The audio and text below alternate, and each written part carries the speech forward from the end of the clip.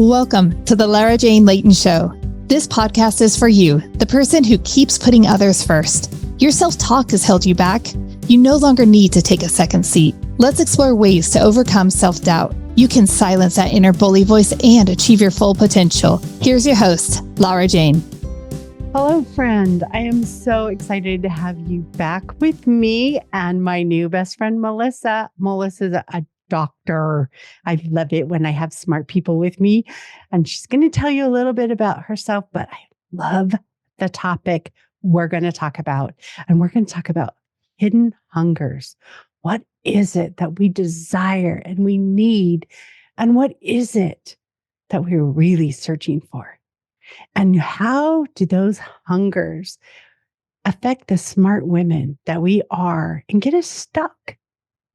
So, Melissa, please help us get unstuck by identifying those hidden hungers. Laura Jane, thank you for having me here. It is good to enter your community. We're all just friends and we love it.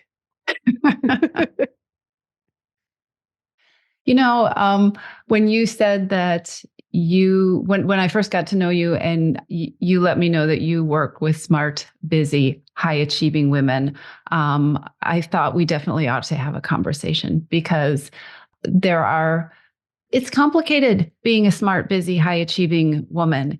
And one of the places I think that it really breaks down that I know you talk about a lot with your listeners is in our personal life and in our own self-care and in our getting what we need.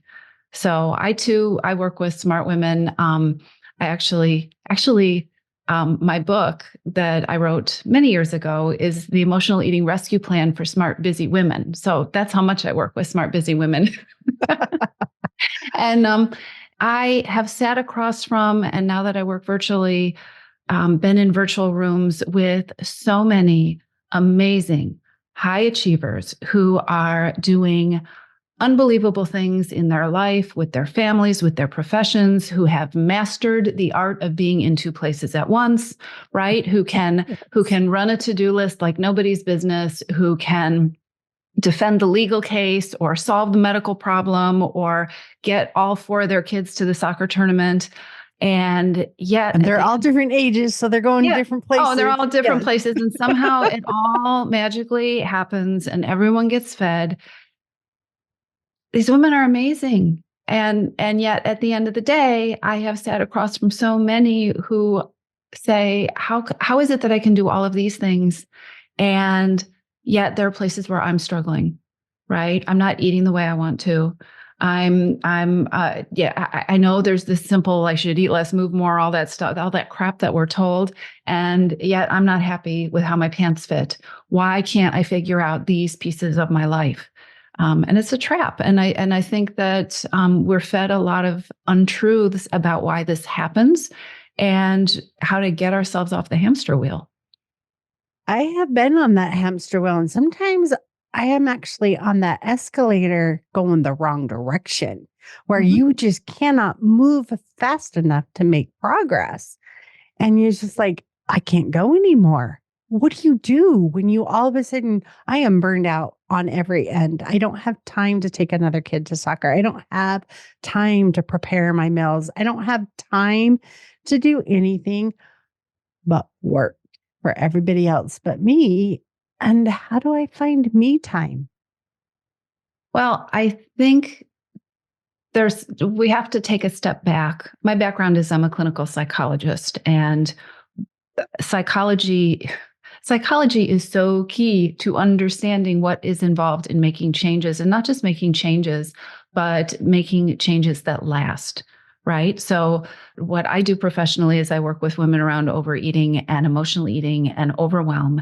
And again, there's lots of formulas out there about what you can do, and high achievers are really good at doing, right? We can put together a to-do list like nobody's business.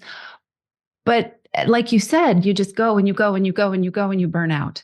And so the picture that I think is useful to think about the cycle that we're both talking about, that people get stuck in, I think the picture or the metaphor is a hamster wheel, right? You're on this thing, and our culture And particularly the diet industry and wellness culture has fed us this bunch of lies, which is if this isn't working, or if you're not happy with your habits, or if you're not getting the results that you want, it's your fault, right? It's your fault. You're not trying hard enough, or you're lazy, or you don't have enough discipline, or you don't have enough willpower. And the message is, if you failed, you should jump back in there and go at it again and give more of yourself. But if you go back to this metaphor, if you think about it, and it really is a hamster wheel, what we have been taught is really get back in there and run faster on a hamster wheel that is going to take you nowhere, that is never going to solve your problem, that is never going to get you to your goal. And like you said, it's a recipe for overwhelm and burnout and then frustration with ourselves, right? That, like I was talking about my clients who are saying, why can't I figure this out? I can figure out everything else. It's a road to nowhere. And so many smart women are stuck on it because we've been told this is the way it's supposed to be. So how do we get off that hamster wheel and make progress in our lives? Because I think every one of us are running as fast as we can and moving forward and doing everything we can to not let any balls drop. They all got to get going. And if one drops, guess which one it is? Me. Yeah. I have to let something drop. It's got to be me. So my kids are taken care of. My job's taken care of. My spouse is taken care of. How do I get to a point where I can step off that wheel and make real change? Well, I think the first part of the process is absolutely recognizing that it is a hamster wheel, because it is so seductive to think, okay, if I'll just Monday, it's going to be Monday. I'm going to start over on Monday, and I'm going to use changing your eating as an example, because that's the venue in which I work. We talk about, okay, it's the first of the month, or it's the new year, or I'm going to get in there and this time I'm going to run really well. We have to accept the fact that you're on a hamster wheel. And like you said, the only way to get anywhere is to get off of it. And the place that I believe is important to start is by reframing what is going on. If you are overeating, if you are emotional eating, or other habits, you're drinking too much wine at the end of the day, right? You've got these habits that aren't working for you. And again, I'm going to stick with food as an example. There's a reason. And it is not that you are lazy, that you don't have enough willpower, that you haven't tried hard enough. Eating, for example, we always eat for a reason. There's a culture out there that tells us to suck it up, buttercup, and be strong, and just say no, and don't give in to stress eating. And how's that working? Not very well. Yeah. What else do you do when you're stressed? There is a reason that we eat. And sometimes it's a need for fuel. And sometimes it is a need for stress relief or for self-care, or we eat because we're exhausted, or we eat because we're too busy, or we eat because we're all out of bandwidth and life has been stressful and it's the end of the day and there is nothing else we have the energy to do for ourselves other than go scoop up that lovely bowl of ice cream and chill out with the Netflix, right? You're talking to me. Yeah, I'm talking to lots of people. And so taking a step back, getting off the hamster wheel, realizing that, wait a minute, I can have the most perfect food plan in the world, but if I am not clear on the reasons that I am feeling so powerless in front of the chocolate, the reason that it is impossible not to go down the chip aisle and put the chips in my cart, if I'm not taking care of, and the term I use in my programs is hidden hungers. And there are specific hungers that are really primary for smart, high-achieving women.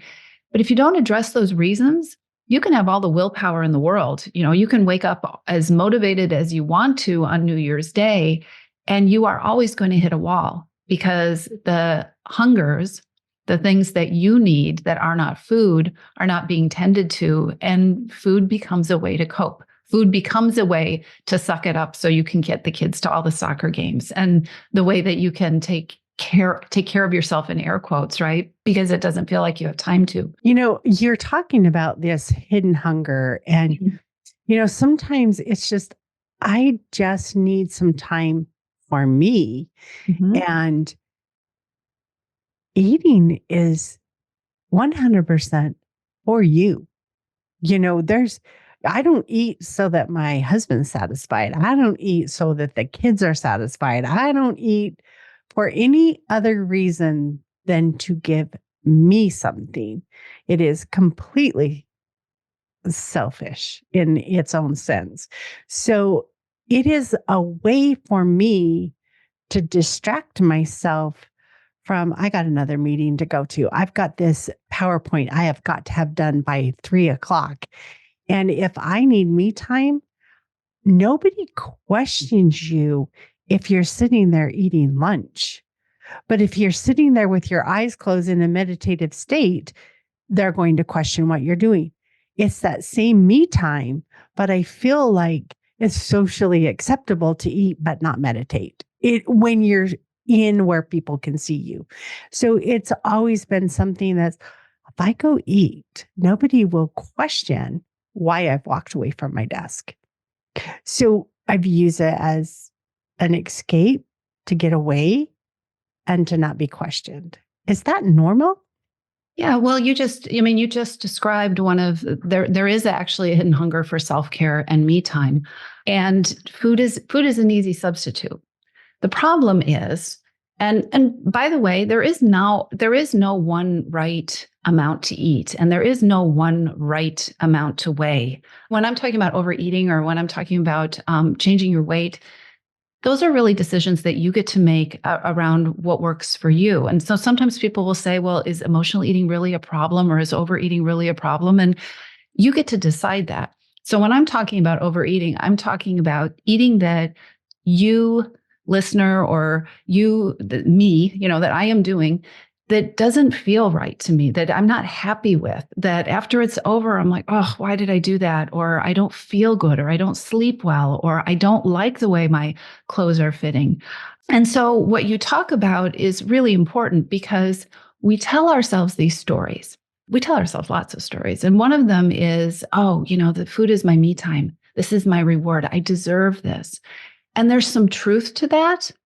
And yet, one of the things that is often true, if you look at that through a wider lens, is that we're really selling ourselves short. So sometimes I can have a peanut butter cup, and it can be a wonderful treat, and I love it. And it is exactly what I needed. And sometimes it is such a poor substitute, and I'm telling myself it's really good, but guess what? I'm not even tasting it. Or I'm feeling so guilty, I'm hiding in the pantry, eating it before somebody comes in, or I'm, shoveling it down so fast because I got to get to that Zoom meeting that I didn't even absorb the fact that I ate it. So feeding our hidden hungers with food when what we really want isn't food is usually cutting ourselves short, and usually, it is cutting ourselves short, and it's creating a situation where, because we're not taking care of what we really need, that is still there lurking in the background, right? Oh, yeah. Yeah. You haven't fed it. I didn't feed that. I just need to be away from everything. I just substituted it with food. Yeah. Yeah. But we do that often enough, and we start to believe, and I've worked with a lot of people who are like, okay, I know I need to do something, right? My cholesterol isn't good, or I'm not happy with the weight I've put on, or I know I need to do something, but I'm just going to have to give up my freedom. I'm going to have to give up my rewards. I'm going to have to give up my treats because, and don't get me wrong, I love food. Food is delicious. But in so many cases, especially when you're busy and you got a lot going on and you have high expectations for yourself, we create this shorthand, and we forget that food really isn't giving us the things we really want. We actually start believing that food is it. Yeah. Yeah. Food becomes the reward or the substitute for all those other things I wanted, which was I want time with my friends. What do they usually do? Usually go out to eat. Mm-hmm. You can do other things too, but it feels like our society is all based around food when it comes socially. Let's have a party. Let's lay out the spread. Let's go to dinner so we can eat whatever we want. And it just, we started having craft days But guess what it turned into? Everybody bring a treat and craft at the same time. So trying to get away from the food, but it morphed right back into it. So how do you teach your people to not always have food central, or are you able to help them understand how to balance that and have the food in front of them and only fill what they need? That phrase, take what you need, is so powerful if you really think about it. We have the diet industry, and I don't consider myself part of that. I don't believe in diets or teach diets or any of that stuff, but it is so old fashioned because the diet industry gives you a plan that worked for somebody else or that worked for that person, and they hand it to you and they say, hey, you do this, make it work. And then when it doesn't, you get that message that it's your fault and you just need to run faster on the hamster wheel and you will be able to make it work. And so over time, people get really disconnected from, what do I like? How do I need to eat? What kind of eating works for me? What do I want to do? What is the right amount for me to eat? Am I hungry? Am I full? All of these things. And again, I'm talking about really smart people. So if you are a smart person listening to this and you're like, yeah, sometimes I don't even know if I'm hungry. What's wrong with me? That it's conditioned. We have been taught to stop listening to ourselves. And so when we think about changing our eating, we go into that old diet mentality and think, okay, I'm just going to have to follow some rules, or I'm going to have to give up going out to eat with my friends, or I'm going to have to, how do I do things that don't involve food? And I think the approach that I teach, and I think a much more peaceful, fun path is, wait a minute, how do I want food to be? I like to go out to eat. I want that to be a part of my life. I'm going to have a relationship with food for the rest of my life. And I certainly am not giving up going out to eat or eating cheesecake or having, fun food on vacation. But it's getting clear on, wait a minute, what do I want and what works for me? And I think of somebody who was in my program a couple of years ago, and incredible willpower, incredibly strong, incredibly capable. And she came in here and she's like, I'm going to make this work. I'm going to work hard. I am disciplined. I know, though, it's going to be really hard for me.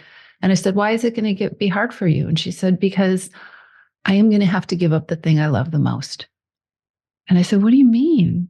She said, she said, eating at the end of the day, eating whatever I want it's my freedom. It is, I work hard all day long. And she did. I work hard all day long. And at the end of the day, my freedom is being able to sit down and eat as much as I want and all I want. And I know I'm going to lose that valuable thing. I'm ready to do it, but I'm going to lose that. And we really took a look at that, because nothing will kill your ability to succeed more than telling yourself you're going to have to do the thing you don't want to do most in life, right? But we looked at that, and I really challenged her about that, okay, food is your freedom. She said, oh gosh, yeah, food is my freedom. Really? I feel so good when I eat at the end of the day. Okay.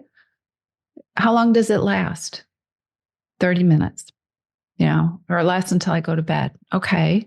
And then how does it, well, I don't sleep very well because I get reflux and I'm not comfortable when I sleep. So, okay. So does it feel free then? No, it doesn't feel free then, right? Like, how do you feel in the morning? I am so mad at myself in the morning. I'm so mad because I know, how am I doing this? I shouldn't have done, all the beating up that we do, right? The self-talk. I said, this doesn't sound like freedom to me.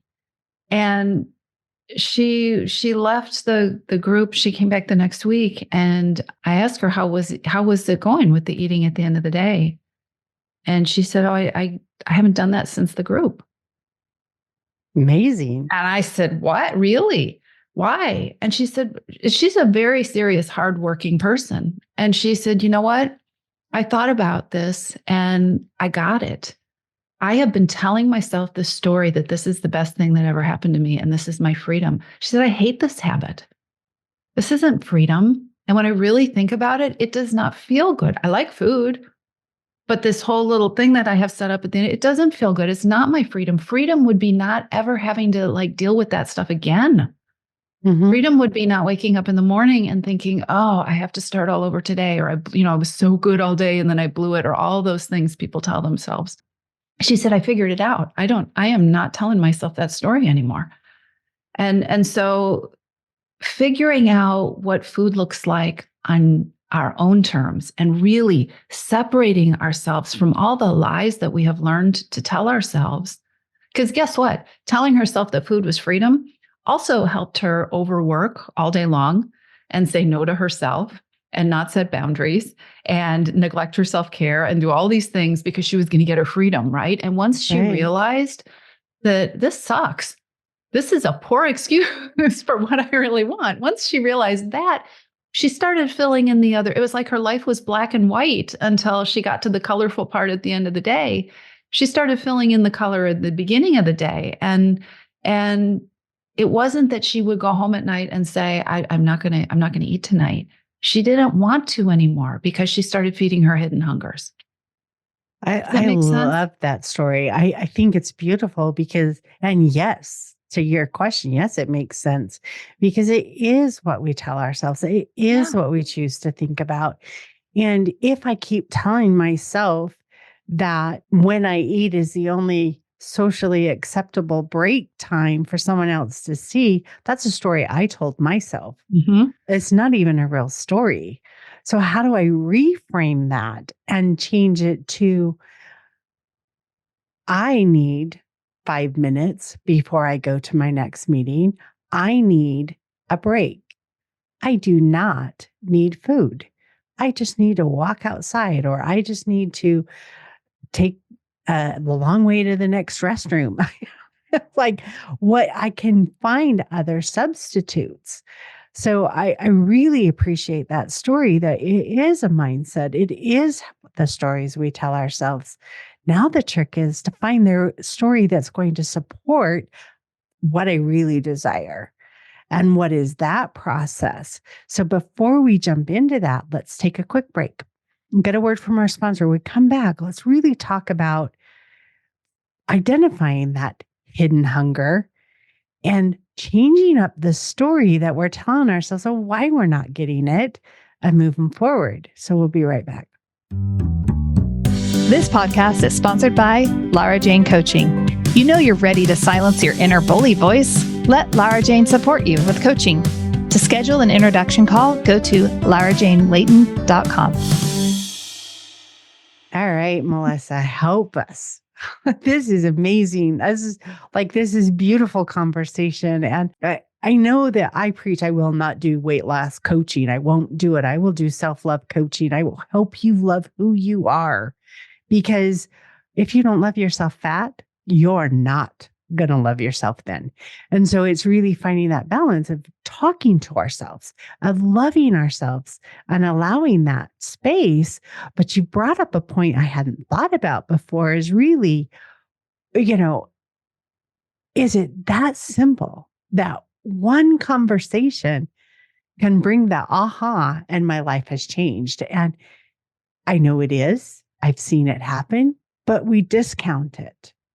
Like, we forget to realize it was our thoughts to start with. So how do I find those hidden hungers that I've been substituting with food? This is so important. And first of all, it isn't always one conversation. This was just a combination of somebody who had the personality to get things done, and she had the insight, and it made perfect sense to her. And she did a 180 for something she had been struggling with for years. And it is sometimes a process, but getting clear on hidden hungers. And there's something really important here, because when we start to talk about hidden hungers, here's what happens. Hidden hungers travel together. So if you have a hidden hunger for stress relief, and you are also have a hidden hunger for, you may also be exhausted, and you may also be too busy, and you may also have some tough emotional things going on. And so what often happens is our brain will start to get really overwhelmed.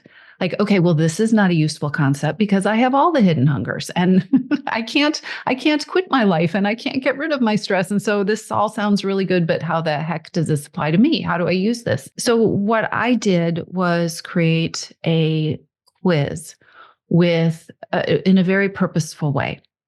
Most of us have more than one hidden hunger. Many people have all the hidden hungers. You do not have to overhaul your life to change your eating. What you do need is a place to start.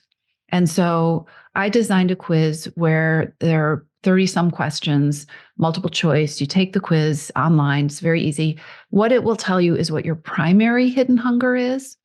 And then it will give you some very doable action items to start to make changes. And the first thing your brain will tell you is that's not enough. What is this little thing going to do? I have X amount of weight I want to lose, or I'm eating, a pint of ice cream every night, and I haven't been able to stop myself for 3 years, or this. What is this going to do? Because brains get very anxious. Brains are very dramatic. Brains like to tell us that change is going to require all sorts of effort that we can't do and that we definitely can't sustain. It's supposed to be hard, right? It's got to be hard. Oh, and the diet industry has done that number on us too around that, right? You got to clean out your entire pantry and give up food groups and give up entire blocks of time where you don't eat. And if you get it wrong, you have to start over. I'm giggling because I've done that so many times. Yeah. Every new diet, I get all new food. Yeah. Yeah. It doesn't stick. What you want to do is build a relationship with food. So I always have people take the quiz, find out where the place is to start, and then take the step. Even though your brain is telling you it is so minute, it is not going to make a difference. I will tell you that one thing that is not as dramatic that I hear all the time from people in my programs, especially towards the end of the program, people will say, gosh, I cannot believe how much it was the little things. I cannot believe if somebody had told me they thought it was going to be the 10, these 10 giant steps they were going to have to take. But I cannot believe the difference that some small changes have made. And here's the thing.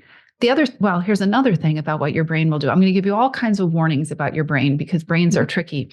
But your brain has been conditioned to treat this problem as a food problem. So your brain is going to say, like the client whose story I shared, right? I just need to figure out a way to stop eating the ice cream at night. I just need to stop the food. It's not about the food. It's about what you're really hungry for. And so what happens in my program is that we target these hidden hungers, and people start learning how to be really smart and strategic and high achieving about addressing the things they're really hungry for. And by the way, you can also address things that you can't change. So if you have a lot of stress and you're stress eating, you might not be able to fix the stress or magically make it go away, but you may be able to be kinder to yourself with the stress, right? You may be able to get more support for yourself with the stress.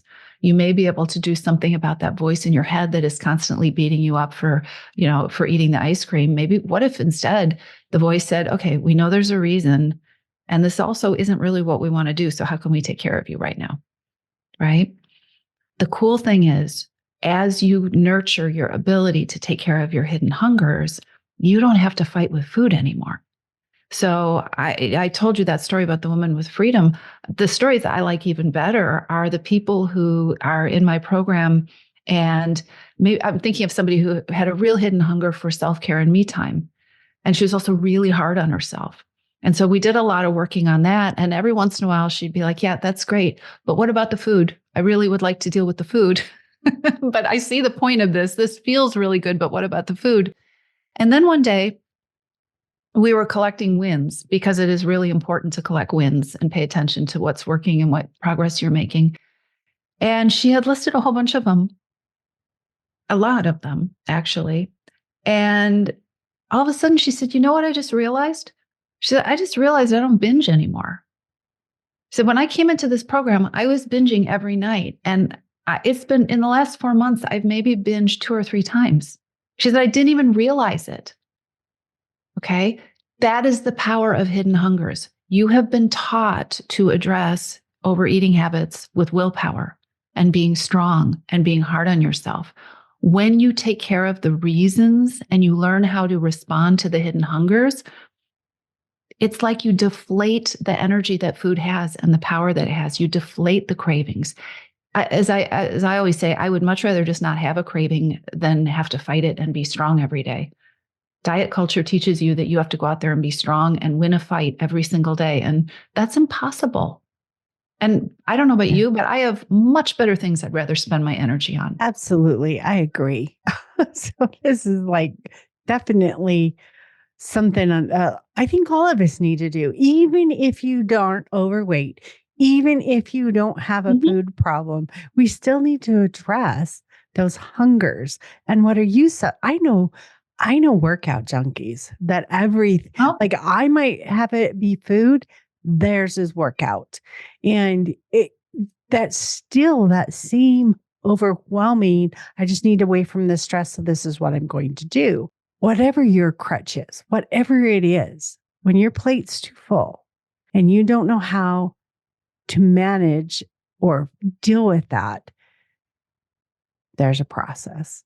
And it sounds like your hidden hungers quiz would be amazing. Is that on your website? It is. Yeah. And by the way, I just because I think it's helpful to. We're talking about all sorts of things, as you're saying. My website, so many of my social media handles are. It's toomuchonherplate.com. toomuchonherplate.com. And this really is about this cycle of overwhelm, overload, and overeating. And again, overeating doesn't mean you're overweight.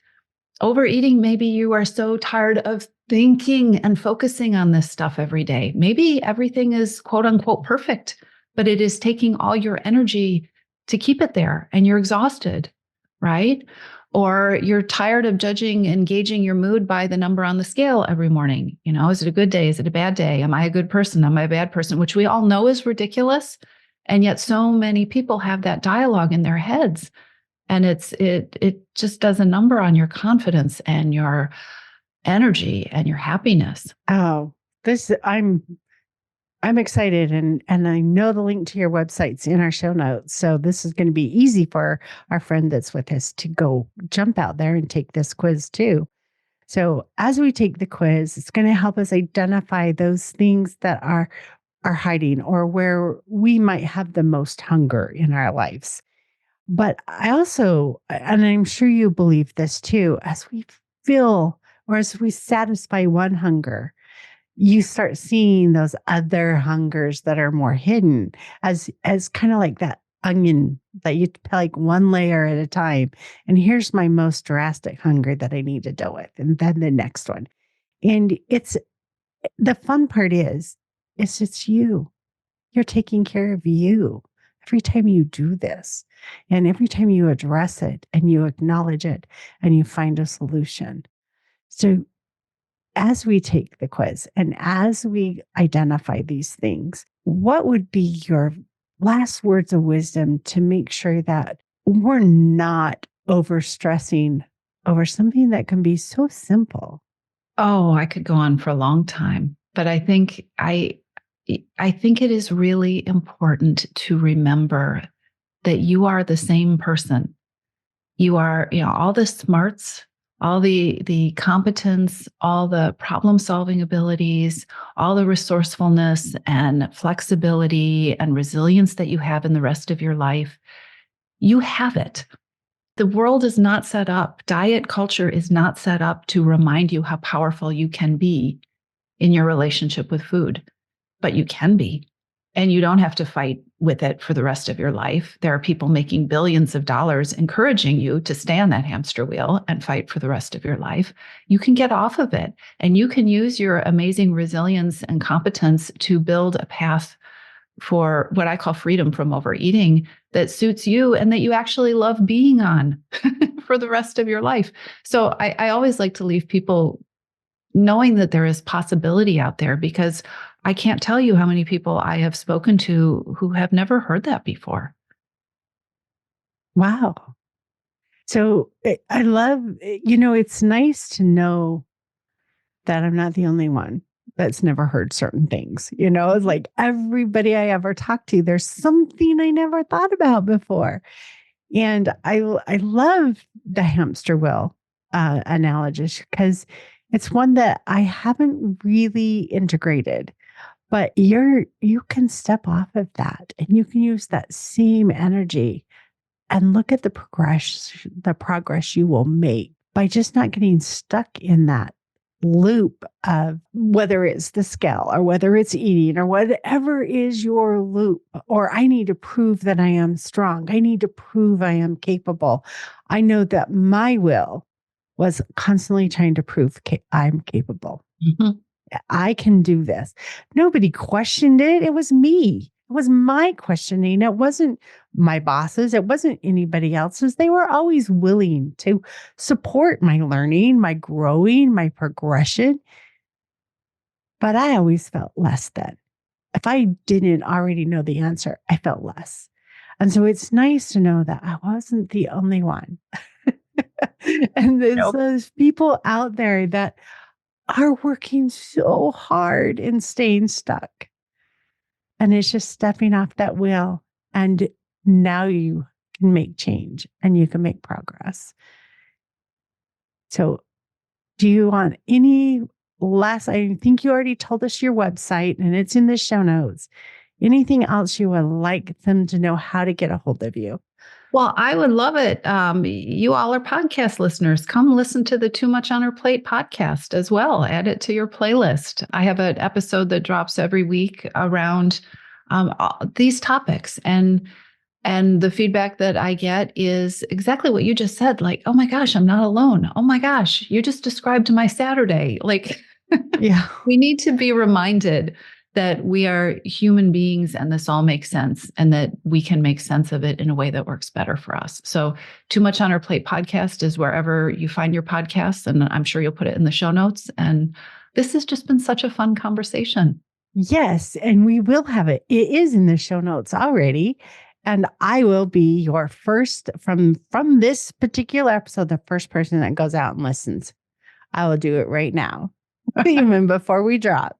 But no, I'm excited because you've brought a lot of really amazing insight to my brain. And I definitely am looking forward to listening to your podcast. And for my friend that's with us today, I am not a medical or mental professional. It always thrills me to have someone who is with me to help structure and guide things in a helpful manner. So thank you for joining us, Melissa, and stay tuned for the next episode. Are you tired of waking up exhausted? You are not alone.